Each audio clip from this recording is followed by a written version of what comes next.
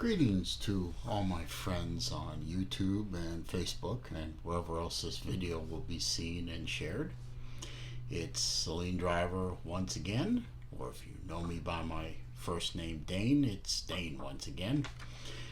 Coming to you with a fifth video installment in my Things That Tick Me Off series.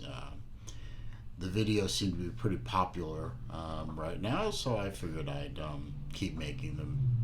Make you laugh, make you think, make you laugh.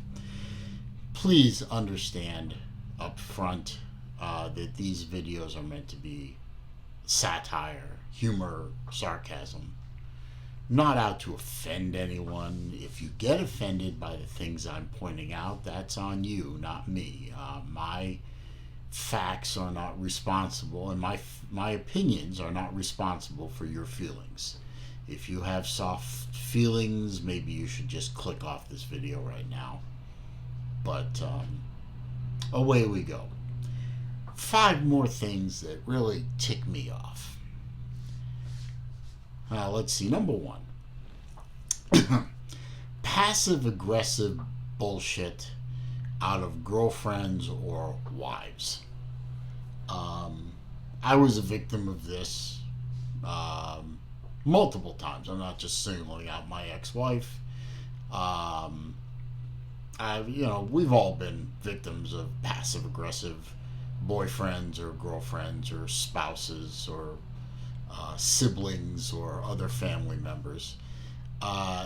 This passive aggressive nonsense has to stop. I mean, I've always been of the belief, and I was raised in such a way that if you're happy, be happy. If you're angry, be angry. If you're sad, be sad. And this thing where, like, you want to do something or buy something, and your significant other says, do whatever you want, which, we're all supposed to interpret word for word as, because words mean things, is that, go ahead and do it. You want to do it. But of course, the passive aggressive undercurrent is, if you do it, you're going to be wallowing in a deep pile of guano. You're going to be in the doghouse. You're sleeping on the couch, whatever. Because nobody seems to be able to come out and say what they really think. I don't know why. I mean, I don't know why there's such a prevalence of passive aggressiveness out there in the world. It's nonsensical. It causes more damage than it prevents, and in some cases it can cost relationships, whether it's a relationship between siblings or whether it's a relationship between spouses or people you're seeing, or however you want to put that. It's nonsense. It aggravates me. It makes me crazy. If you have something to say it. If you're feeling a certain way, express it. Stop with the passive aggressive, manipulation. That's all it is psychological manipulation, and it's hurtful, and it needs to stop, and it pisses me off. So stop it. Number 2. Depiction of men as stupid or worthless in the media. You've seen all the commercials. The poor hapless father / brother / boyfriend doesn't know anything about anything, and it's just an idiot. And it's up to the kids to save dad, or it's up to the wife or girlfriend to save the boyfriend / husband.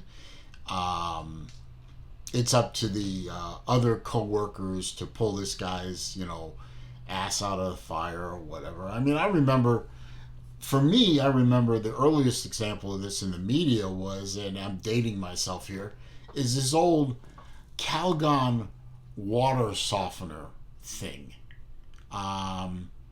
where this Asian, well, they call them Chinese in the ad. This Asian couple owns this laundry place. This white woman comes in and says, "Oh, Mister, I forgot his name, Mister Yang or whatever. How do you get my clothes so soft and fresh?" And he goes, and he's a young man, by the way, in the ad. Ancient Chinese secret. And his wife comes out, throws him completely out of the under the bus, and shakes a box and she says, "We need more Calgon." Absolutely destroys the guy. I mean, so he tells a little white lie to protect a trade secret of how his business is so successful in making laundry, clothes soft and fresh smelling, and his wife completely destroys the image he's trying to build. The poor dumb schmuck is wrecked by his wise ass wife, who's also Asian, by the way. So just pointing that out. It's an Asian wife, Asian husband, and that's the earliest example of that. You see that I see it in technology commercials where the poor father is just hapless, and it's up to his kids. "Oh, Dad, pat pat pat on the head. You're so cute. You don't know what you're doing. Here, let me help you."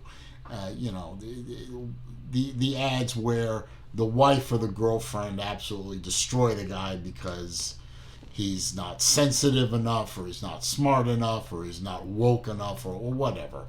This has been going on for decades now, where the American male is depicted as to be a complete idiot. And I think it's having an effect on the way American males have been raised in the past 2 generations. And you see these pajama boy wearing beta males, with their long beards and their scrawny builds, and they're sipping their little, triple foam lattes and everything, and they're all, feminized little girly men. It's because they've been beaten down by, in among other things, the way they've been depicted in the media. Toxic male masculinity is no longer in, and if it's shown on TV at all, it's shown as the guy is a Neanderthal, and he needs to be put in his place. There's nothing wrong with a man being a man. There's nothing wrong with a man acting manly. There's nothing wrong with a man opening a car door or a door to a building for a woman. Or there's nothing wrong with a man picking up the check on a date. I don't let my dates pay when I go out on a date, even if it's a first date. It's not the way I was brought up. I don't date that often, quite honestly. But when I do, I pay. That's the way I was raised. I was raised that the guy pays up until a certain point. Then it becomes, sometimes she does it, sometimes but that's neither here nor there.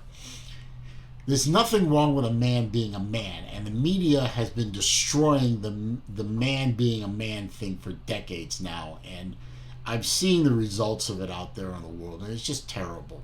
It not only pisses me off, it not only ticks me off, but it makes me sad, because it isn't, in my opinion, natural.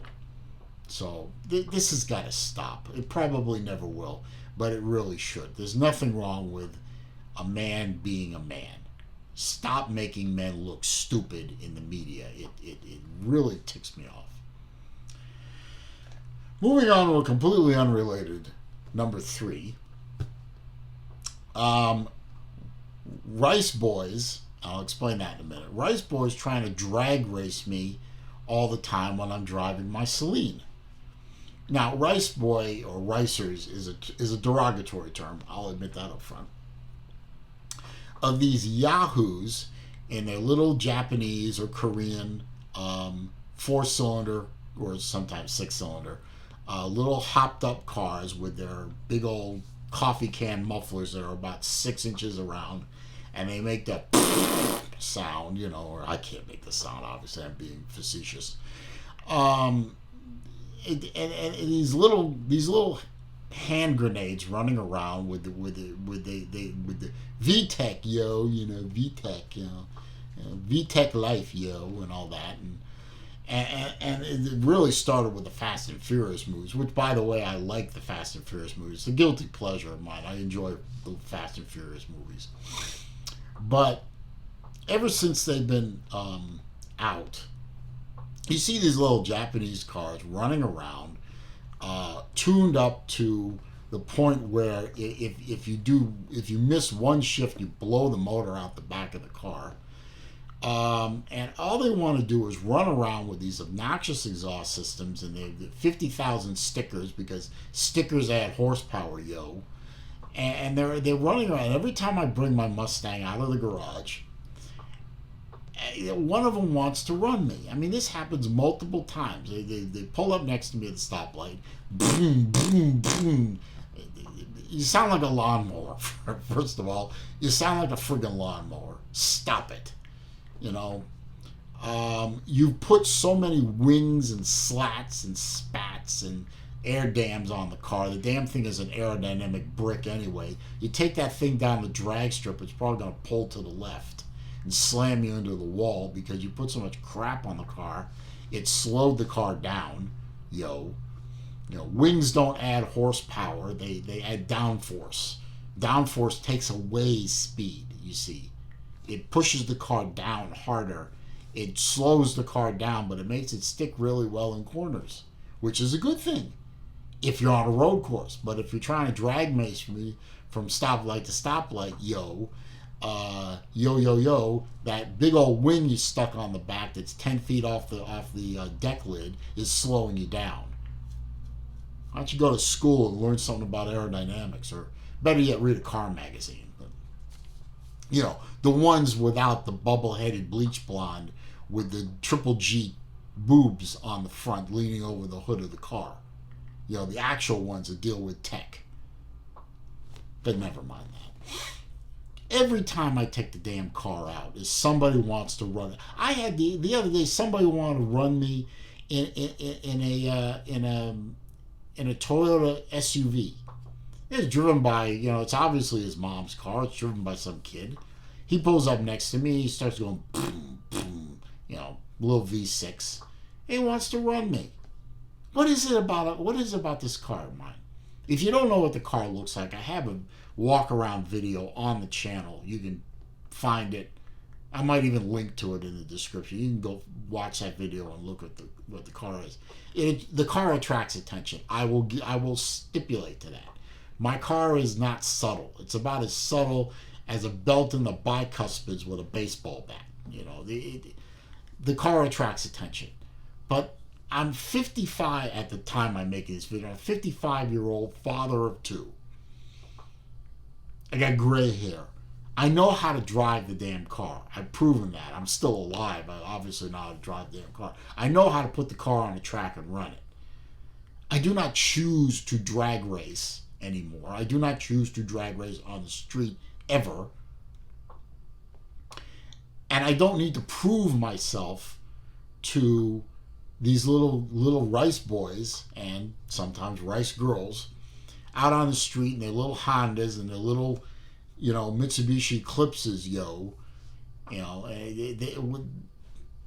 it's stupid. It ticks me off. It makes me makes me not want to drive the damn car because these people annoy me. So stop it. Just leave me alone. Let me enjoy my Saleen with a great motor and a great transmission and a great suspension and nice tunes coming out of the radio. Let me enjoy my time in the car. Leave me alone. Stop trying to drag race me. 90% of you I drop anyway, so just leave me alone. I'm not a drag racer. I don't want to be a drag racer. I don't want to drag race you. So go about your business. Go find somebody else to play with. Leave me alone. Okay? Thank you. Number 4. Let's see. What does this say? I can't read my handwriting. Oh, yes. Oh, this one's going to piss people off. People bitching about masks being unconstitutional. Now, people might be watching this in the future. This is 2020. we're in the middle of the pandemic.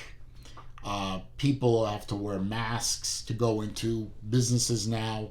This is August, so a lot of private businesses have mandated you wear masks in the building. Walmart's done this, Target's done this, Publix, the grocery store of choice for me, has done this. A lot of small private businesses have done this. You wear a mask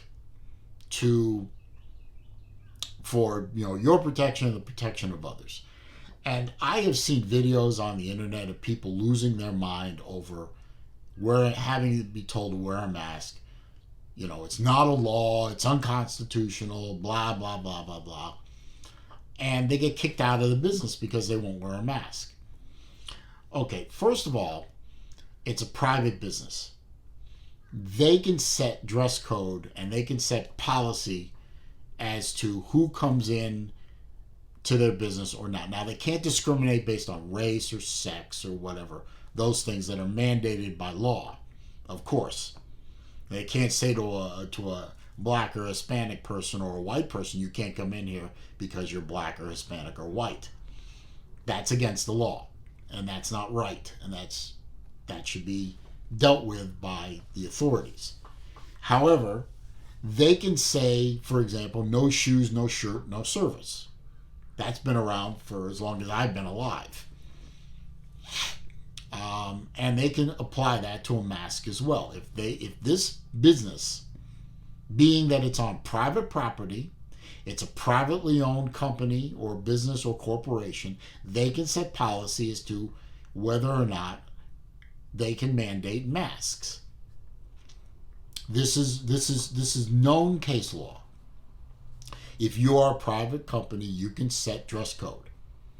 If you're a fancy restaurant, somebody wants to come in without a tie, and you have a policy where you have to have a tie to be served, that's legal. It's been challenged. It's been dealt with. This is legal policy. This falls under dress code. The masks fall under that. If it's a private business, they can set policy. Now, I have on my camera phone right here that I'm using to record this, I have in the phone a copy of the Constitution. You can download it as an app on Google or iPhone. And I can read through that Constitution, and it's the exact text. I read through that Constitution backwards and forwards. I searched on the internet. I pulled up on my main computer. I pulled up the Constitution, and I did a word search for the word mask or face covering, anything like that. Guess what, folks? It ain't there. There's no reference to the word mask. The word mask, the word face covering, it ain't in the Constitution. There's nothing in the Constitution that says that wearing a mask or a face covering is unconstitutional. You're idiots. Why don't you reread the 10th Amendment and get back to me? In so many words, it says that the powers not prevented in the Constitution to the federal government or reserved for the federal government are thereby reserved for the states or to the people. So there's nothing in the federal Constitution that says anything about face masks. Therefore, it's not a federal constitutional matter. It's a state matter. It's a county matter. It's a city matter. It's a private business matter. You're screaming being forced to wear a face mask is unconstitutional. Not only makes you look like a selfish ass, it makes you look like a dumb ass. Face mask wearing can be legislated at the city level. It can be legislated at the county level. It can be legislated at the state level. It has not, as far as I know, been legislated at the federal level. The feds are leaving it up to the states to set policy, or your local governments to set policy, or the business owners to set policy. Now, things vary from state to state, from city to city, from county to county, all over the country. We're a big country, 350 odd million people. 50 states, hundreds and hundreds of counties, thousands and thousands of towns and cities. Everyone's going to be a little different. But it does not say in the federal Constitution anything about face masks. It ain't there. You're being fools. Stop being a fool. Wear the damn mask. Maybe you're a 20-something or a 30-something, and you're perfectly healthy, and your likelihood of catching and dying from this particular virus is slim to none. I mean, what is it? Have like a 99% survival rate overall. And the younger you are, the less chance you have of either catching it, or if you do catch it, you could be asymptomatic, or you have mild symptoms, or maybe you have heavy symptoms, but you recover. But a good friend of mine, another YouTuber, has a friend of his that he's known since he was a kid, and he told a story recently of his wife, his friend's wife, 42-year-old woman, perfectly healthy woman, just died of this virus. So it can happen. Well, maybe you're in your 20s, 30s, 40s, and you're perfectly healthy. You figure, why should I have to wear a mask for something that has a 98% survival rate? No, higher than 98% survival rate. Because the rest of us, people like me who are in his mid-50s, people like my parents who are in their 80s and high 70s with existing conditions which make them vulnerable to this disease, we don't want to catch it because we have problems that are in our bodies that make something like this virus very dangerous to us. Now, I'm in better shape than my folks as far as, pre-existing conditions work out. And I was not a big mask wearer in the beginning, but my father is very vulnerable to this disease. And I love my father, and I love my mother, and I want them both to continue to live because I have much to learn from them still. And I enjoy their company. And I'm not ready to become an orphan yet. So I wear the mask. It ain't comfortable. It's hard to talk through. It fogs my glasses up when I breathe out. It isn't the greatest thing in the world, and if you wear it long enough, the elastic starts to dig in back here. So it's not fun to wear, but you know what? It's the right thing to do. So wear the damn mask. Stop whining.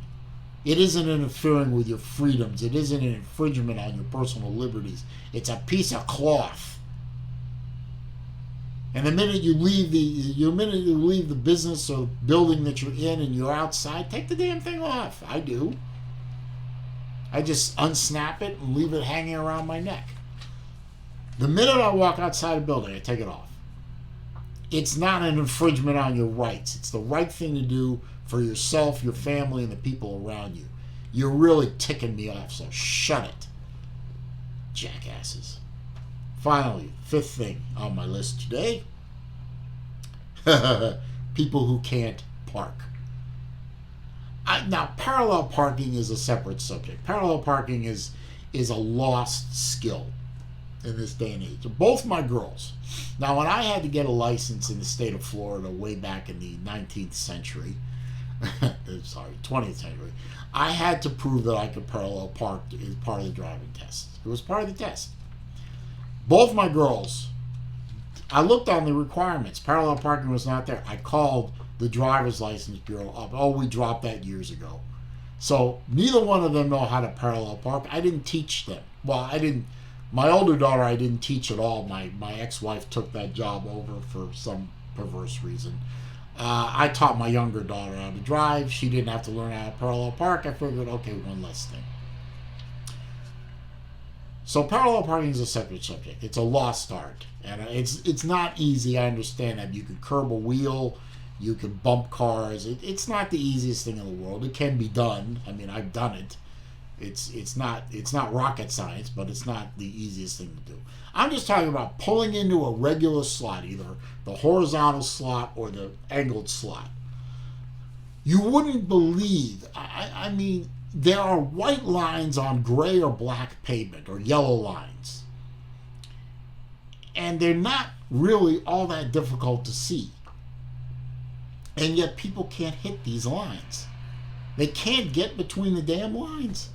I do not. I have seen so many people. Now, maybe it's my particular city that I live in, which is populated by a lot of old folks, 70-year-olds, 80-year-olds, 90-year-olds in some cases.